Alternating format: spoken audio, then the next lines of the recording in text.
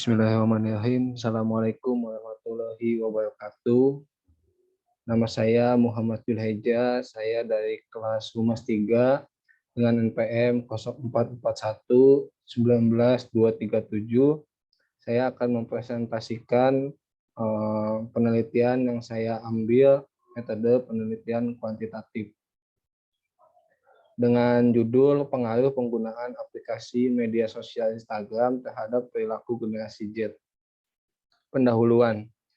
Globalisasi secara harfiah adalah proses sesuatu yang mendunia bisa berupa informasi, pemikiran, gaya hidup, dan teknologi. Media sosial tidak hanya digunakan sebagai alat untuk berkomunikasi dan berinteraksi, tetapi juga sebagai alat ekspresi diri atau self-expression, pencitraan diri atau self-branding. Menurut Andreas et al. 2010. Salah satu aplikasi media sosial yang paling populer yaitu Instagram. Popularitas Instagram kian meningkat seiring dengan meningkatnya jumlah penggunanya. Menurut CEO Instagram, Kevin Systrom, jumlah pengguna aplikasi tersebut sudah mencapai 700 juta, dengan peningkatan 100 juta pengguna dalam waktu 4 bulan. Dengan pengguna terbanyak adalah generasi Z. Generasi Z adalah generasi yang lahir di tahun 1995 sampai 2010. Karakteristik anak-anak generasi Z biasanya sangat suka berkomunikasi dan bersosialisasi lewat media sosial. Melalui medsos, mereka bisa mengekspresikan diri, perasaan, dan pikiran. Rumusan masalah yang saya angkat berdasarkan latar belakang tersebut, maka dapat diperoleh rumusan masalah penelitian sebagai berikut. Yang pertama, pengaruh penggunaan aplikasi media sosial Instagram terhadap perilaku generasi Z. Yang kedua, bagaimana pengaruh pengguna aplikasi media sosial Instagram terhadap perilaku generasi Z. Yang ketiga, mengapa aplikasi media sosial Instagram berpengaruh terhadap perilaku generasi Z. Yang keempat, seberapa besar pengaruh aplikasi media sosial Instagram terhadap perilaku generasi Z. Tujuan penelitian ini secara umum bertujuan untuk mengkaji pengaruh penggunaan aplikasi media sosial Instagram terhadap perilaku generasi Z. Metode penelitian yang saya gunakan secara khusus, metode penelitian berfungsi sebagai kontrol terhadap penelitian itu sendiri, tidak hanya melihat ilmiah atau tidak ilmiahnya suatu penelitian, lebih itu terdapat aturan baik atau buruknya penelitian serta objektif atau tidak objektifnya sebuah penelitian.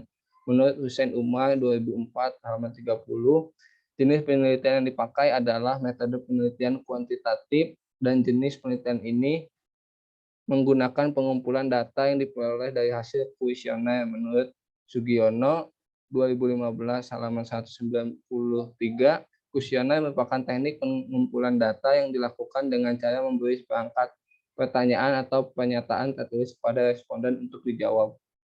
Hasil dan pembahasan. Yang pertama, populasi. Menurut Sugiono, populasi adalah wilayah generalisasi yang terdiri atas objek dan subjek yang mempunyai kualitas dan karakteristik tertentu ditetapkan oleh peneliti yang dimana untuk dipelajari dan kemudian ditarik kesimpulannya. Populasi dalam penelitian ini adalah generasi Z yang lahir tahun 1995 sampai 2010 yang mengisi kuesioner yaitu sebanyak 30 orang. Identitas berdasarkan jenis kelamin, laki-laki sebanyak 19 orang, perempuan sebanyak 11 orang, dan total 30 orang. Dari tabel di atas diketahui bahwa keseluruhan berjumlah 30 orang.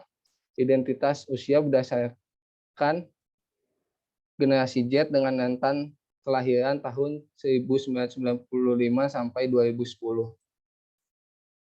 Hasil uji validitas variabel 1. Dari hasil uji validitas untuk variabel 1 didapatkan hasil output seperti gambar di atas. Item pertanyaan 1 tidak memiliki skor, item pertanyaan 2 memiliki skor 0,780, item P3 memiliki skor sebesar 0,627, item 4 memiliki skor sebesar 0,7 24. Pertanyaan yang dinyatakan valid apabila nilai R present hitung lebih besar daripada nilai R tabel.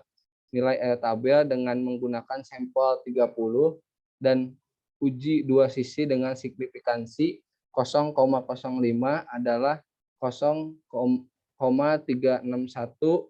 Oleh karena itu, ketiga dari keempat item tersebut dinyatakan valid. Hasil uji validitas variabel 2.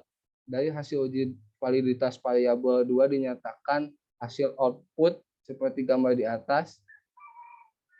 Item P1 memiliki skor sebesar 0,376, item 2 memiliki skor sebesar 0,494, item P3 memiliki skor 0,304, item 4 memiliki skor 0,374, dan item 5 memiliki skor sebesar 0,449.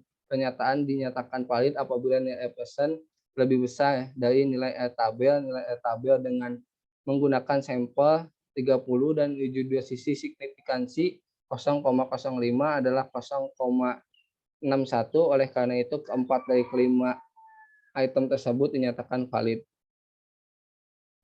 Uji reliabilitas variabel 1.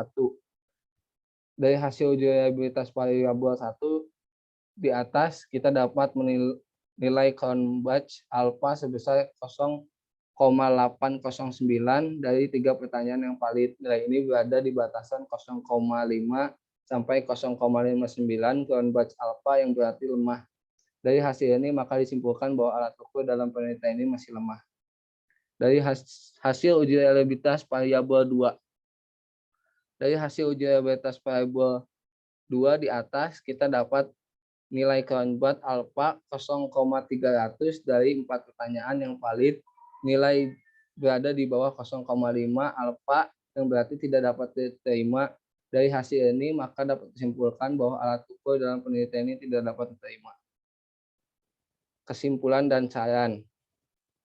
Dari hasil penelitian dan pembahasan dalam penelitian mengenai pengaruh penggunaan aplikasi media sosial Instagram terhadap perilaku generasi Z, ini maka dapat disimpulkan bahwa kegiatan media sosial Instagram berpengaruh terhadap perilaku generasi Z.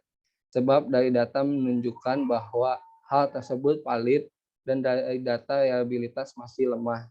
Peneliti menyarankan kepada generasi Z agar bijak dalam menggunakan aplikasi media sosial Instagram, sebab generasi Z merupakan agent of change dan bisa merubah media sosial sebagai platform untuk berinteraksi dengan baik, berkreativitas, dan juga menjadi wadah menyalurkan informasi. Sekian, terima kasih. Assalamualaikum warahmatullahi wabarakatuh.